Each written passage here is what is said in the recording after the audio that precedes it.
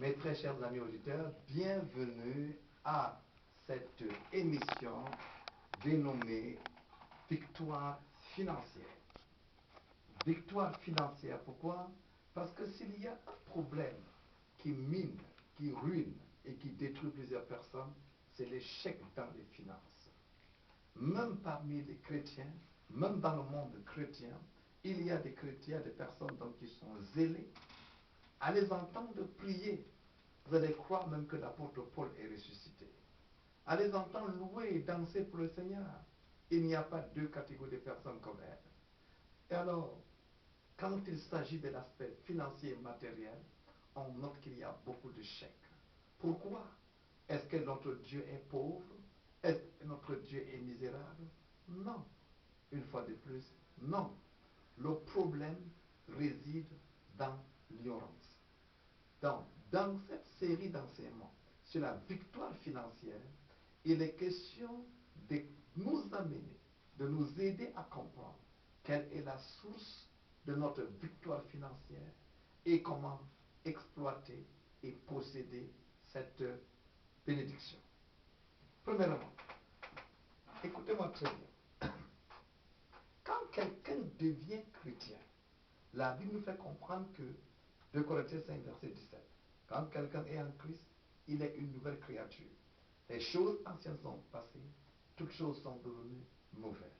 Quand vous devenez chrétien, vous devenez une nouvelle personne, une nouvelle race, une nouvelle catégorie d'individus. Votre corps physique reste la même chose, vos apparences sont les mêmes, vous habitez dans la même maison, vous parlez avec les mêmes gens, mais spirituellement, vous êtes totalement nouveau. Vous avez reçu en vous la vie et la nature de Dieu. Vous avez changé de camp spirituellement. Avant, vous étiez enfant du diable, comme le dit la parole de Dieu, mais maintenant vous êtes devenu enfant de Dieu. Vous étiez régi par la loi du péché et de la mort. Maintenant vous êtes régi par la loi de la vie. Vous devez donc savoir que les choses ont totalement changé. Et sur la base donc de ces changements fondamentaux, vous devez aussi comprendre que votre style, votre mode de vie doit être maintenant régi par les lois de votre nouveau milieu. Avant, vous étiez non pas croyant, vous étiez païen. Vous étiez engagé dans la façon de vivre des païens, régi par la façon de penser du monde païen, contrôlé par Satan et ses démons. Maintenant que vous êtes devenu chrétien, il est question pour vous d'être conduit, orienté, influencé. Même vos actions doivent être régies par la façon de faire du royaume de Dieu. Cette base est importante pour qu'on puisse décoller, non seulement spirituellement, mais qu'on puisse aussi décoller financièrement et matériellement. Le problème avec beaucoup de chrétiens, c'est qu'ils sont enfants de Dieu, mais ils gèrent leur vie. Suivez-moi très bien. Ils gèrent leur vie avec les lois et règlements du monde païen. Ça ne marche pas de cette manière. Ça ne marche pas de cette manière. C'est comme on pourrait prendre quelqu'un qui est chinois, qui se retrouve en Chine, bien sûr, mais on veut gérer sa façon de faire avec les lois du Cameroun. C'est différent. Quelqu'un peut être aux États-Unis, mais il veut gérer sa vie selon les lois de l'Argentine ou bien les lois du Brésil. Ça ne marche pas de cette manière. C'est le premier point. C'est la première erreur que beaucoup de chrétiens font. D'où, pour entrer donc dans la victoire financière, commencez donc par comprendre ces différentes lois et commencer à les appliquer. La première méditation donc aujourd'hui, c'est la particularité de votre destinée financière, à savoir 7 caractéristiques pour votre lieu de victoire financière. Il y a ce que j'appelle le lieu de victoire financière, la dimension de victoire financière. C'est une façon de vivre qui vous propulse dans la dimension de victoire financière. Et pour y arriver, il est question que vous puissiez comprendre ce qui vous caractérise et ce qui caractérise le païen. Ce qui caractérise le chrétien et ce qui caractérise le païen. Voyez? Donc, en tant que croyant, votre foi donc vous a propulsé dans une dimension de vie différente de celle des païens. Voyez? Et quelle est donc cette différence? Hein? Vous êtes destiné à avoir vos besoins satisfaits, à réussir dans votre vie, alors que votre voisin, qui apparemment est dans la même situation que vous, va réussir, va échouer. Hein? Jérémie 17, versets 5 à 8. Jérémie 17, versets 5 à 8, nous relate cette caractéristique du croyant et cette caractéristique du non-croyant. La Bible est claire par rapport à ça. Suivez attentivement. Tandis que le non-croyant, d'après Jérémie 17, verset 5 à 8, le non-croyant est catégorisé, ou alors est appelé maudit, tandis que le croyant est béni. Maudit pourquoi? Parce qu'il n'a pas la vie de Dieu en lui, parce qu'il vit dans le péché, parce que la nature pécheresse est en elle. Alors, qui dit donc maudit? Ça signifie qu'il y a une force satanique négative qui me poursuit et qui veille à ce que je fais puisse échouer. Et il faut que je sorte de là. Et je ne peux sortir de là que lorsque je deviens chrétien, car la Bible nous fait comprendre que Christ nous a délivrés de la malédiction de la loi, étant devenu malédiction pour nous. En croyant donc en Jésus, je sors du pays de la malédiction et je deviens un homme ou une femme bénie. 2. Le non-croyant, le païen, se confie en lui-même, tandis que le chrétien est appelé à se confier en Dieu. La Bible dit, tous ceux qui se confient en eux-mêmes et tous ceux qui se confient en l'homme sont maudits. La Bible dit, maudit soit l'homme qui se confie en l'homme. Alors, le chrétien est ainsi positionné pour une bénédiction spéciale.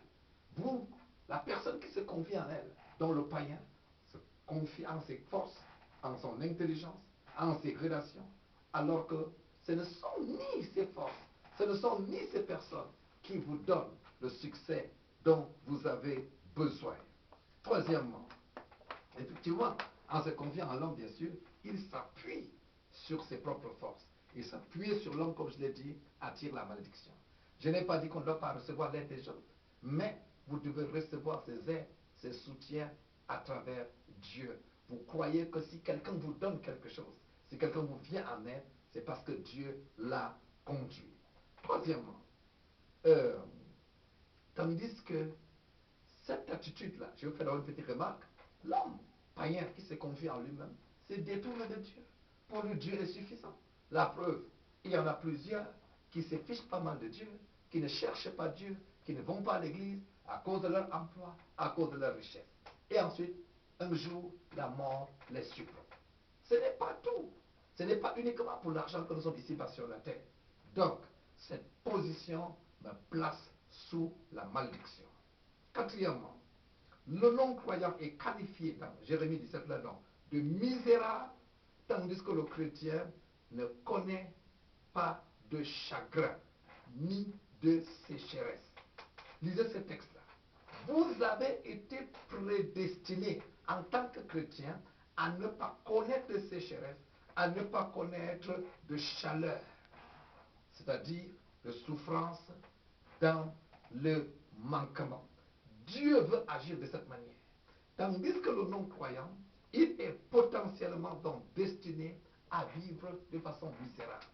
Et quand je parle de misère ici, écoutez mes amis, l'argent seul ne donne pas le bonheur. Et il y en a qui ont l'argent mais qui sont misérables. Misérables soit parce qu'ils n'ont pas d'enfants, misérables parce qu'ils sont fouettés par les démons, misérables parce qu'ils ne peuvent pas jouir. Voyez ces gens-là, ils ont l'argent, mais on leur donne des interdits. Ils ne peuvent pas aider des gens. Ils ne peuvent pas faire dans le social. Et même quand ils font dans le social, ce sont des pièges pour pouvoir détruire la vie des autres. Ils ne sont maîtres de rien. Souvent, je m'étonne. Comment est-ce que les gens peuvent aller se faire chez les marabouts? Regardez un peu ces gens de personnes. Il est sur une vieille natte. Il n'a même pas d'habit sur lui. Il ne peut pas manger comme ça se doit. Parce qu'il est un esclave. Il est au service du diable. Il est au service des démons. Mais des grandes personnes honorables vont s'agenouiller et crachent sur eux. Quelle humiliation, quelle destruction. Le non-croyant, quel que soit son rang social, est une humiliation. Il est question de comprendre cela. Tandis que le chrétien, s'il comprend son statut, s'il comprend son identité, d'après ce texte de Jérémie 17, il est destiné à ne pas connaître de sécheresse. Cela signifie que, tandis que le non-croyant sera dans la plainte, sera dans les difficultés, votre domaine, votre vie sera arrosée d'une huile fraîche. Tandis que vous aurez des herbes vertes, il n'aura que sécheresse de son côté. Cinquièmement, le non-croyant vit dans le désert. J'entends par là désert financier, tandis que le chrétien prospère et réussit en période de crise et de sécheresse. Suivez-moi très bien. Dieu vous a destiné à réussir, même en période de crise et de sécheresse. Il a programmé des miracles pour vous, si et seulement vous croyez en lui et vous faites ce qui lui est agréable. C'est ce que nous avons vu, c'est ce que nous découvrons dans la vie de Joseph. Dans la vie de Joseph, qui a prospéré, qui a réussi, qui était grand patron, alors que la famine battait son plein. C'est ce que nous avons découvert avec Isaac, qui a sémé, moissonné, et qui s'est enrichi, alors qu'il y avait la crise, alors que les choses n'allaient pas. Il y avait sécheresse. Voici votre prédestination. Voici ce que Dieu a pris comme disposition pour vous faire avancer dans la vie. Pendant que je vous parle, mes très chers amis, j'ai la ferme assurance que je ne serai jamais misérable. J'ai été pauvre, Dieu m'a sorti de là. Plus jamais je ne veux rentrer dans la misère. Dieu me dit que quand il y a une crise, que les gens pleurent, mais il a pris des dispositions miraculeuses pour vous faire avancer. Tenez, c'est ce Dieu qui a donné une intelligence spéciale à Isaac, qui a prospéré jusqu'à ce que ses ennemis, les autres, ont commencé à lui porter envie. Arrêtez de croire que vous êtes misérable. Arrêtez de croire que vous êtes comme les autres. Est-ce que quelqu'un me suit? La Bible nous fait comprendre encore que, cinquièmement, le non-croyant est éloigné du bonheur, alors que vous prospérez et vous réussissez en toutes choses. L'autre est éloigné du bonheur, vous êtes dans le bonheur. C'est deux mondes différents. Septièmement, le non-chrétien vit dans une terre brûlée. Une terre brûlée. Tandis que vous êtes sans peur. Enfin, septièmement, le non-chrétien vit dans la peur et l'incertitude, et vous êtes destiné à prospérer continuellement. Voilà le grand message qui se dégage de Jérémie 17, versets 5 à 8, qui nous présente la situation du non-chrétien et la situation du chrétien. Écoutez mes amis, parce que donc vous êtes sortis du monde, depuis que vous avez cru, vous n'êtes plus régi par les principes de ce monde. Vous n'êtes plus régi par la façon de penser de ce monde. Vous n'êtes plus régi par la loi de ce monde, mais vous êtes régi par la loi financière de Dieu. Alléluia. Alléluia. Comment est-ce que donc le chrétien doit gérer ses biens pour pouvoir expérimenter cela? Ça doit donc faire l'objet des études des jours qui viennent. Il y a une victoire financière pour vous. Il y a un nouveau mode de vie où ces choses que nous venons de découvrir dans Jérémie puissent devenir une réalité pour vous. Vous êtes des êtres différents. Vous êtes des personnes différentes. Alléluia. Vous allez les réussir, tandis que les autres seront en train d'échouer et de souffrir. Est-ce que quelqu'un me suit? En vivant donc comme le non-croyant, nous nous rabaissons. Alors que si nous vivons comme le croyant, nous allons entrer dans une dimension de vie où Dieu peut et Dieu va nous donner de façon continue une victoire financière. Le point capital de ce que je viens de dire tout à l'heure, c'est que nous devons savoir que nous sommes sur des fondements différents. Je dois donc approcher la vie différemment. Ce n'est pas parce que le non-croyant pleure, se plaint, que je dois aussi pleurer et me plaindre comme lui. Mais pour réussir, je dois donc commencer par vivre selon les lois et les principes donc du monde où j'ai été donc transféré. Je vais expliquer ça tout à l'heure.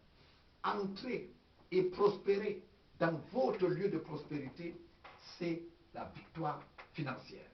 Donc votre vie sera différente et vous allez attirer l'attention de Dieu sur vous. Vivez et confesser les caractéristiques du lieu de votre richesse. À partir d'aujourd'hui, déclarez haut et fort, c'est là le point de départ. Alléluia, je suis béni, je me confie en Dieu. Ma vie est comme un arbre qui a des racines profondes, un arbre planté près d'un courant d'eau. Alléluia, je ne connais pas de chaleur, je ne connais pas de sécheresse, je ne connais pas de difficultés financières. Je prospère et je réussis, même en période de sécheresse. La crise, la sécheresse n'influence pas ma vie. Je ne vis pas dans la peur, mais je prospère continuellement. C'est là votre identité. C'est là le genre de vie auquel Dieu vous appelle. Maintenant donc, comme vous le savez, c'est une question d'alliance. Comment donc être agréable à Dieu par rapport à cela? Nous allons découvrir dans les émissions qui suivent ce qu'il faille faire. Mais avant de nous séparer aujourd'hui, je voudrais vous amener à faire quelque chose. Commencez à rêver d'une autre façon de vivre. Ma vie ne connaît pas de sécheresse. Ma vie ne connaît pas de chaleur. Ma vie ne connaît pas de crise. Dieu est avec moi. Et quand cela est nécessaire, il va faire un miracle pour moi, pour que je puisse jouir de la vie et que je puisse être heureux. Développez cette attente. Vous êtes dans le monde, mais vous n'appartenez pas au monde. Voici ce que Dieu dit vous concernant. Voici comment Dieu vous caractérise. La foi doit vous amener à accepter ce qu'il a dit. Et pendant ainsi, vaquer à vos occupations. Dieu vous remplir de sagesse. Dieu vous donne une certaine créativité qui va vous mettre à l'abri des manquements et des pleurs des autres. On était en pleine sécheresse, en pleine crise, en pleine famine. Mais Dieu a donné à Isaac une sagesse spéciale. De telle sorte que c'est lui qui était le père, l'inventeur de l'agriculture irriguée. Et Dieu a relâché sa bénédiction et il a prospéré pendant que les gens étaient en train de crier famine.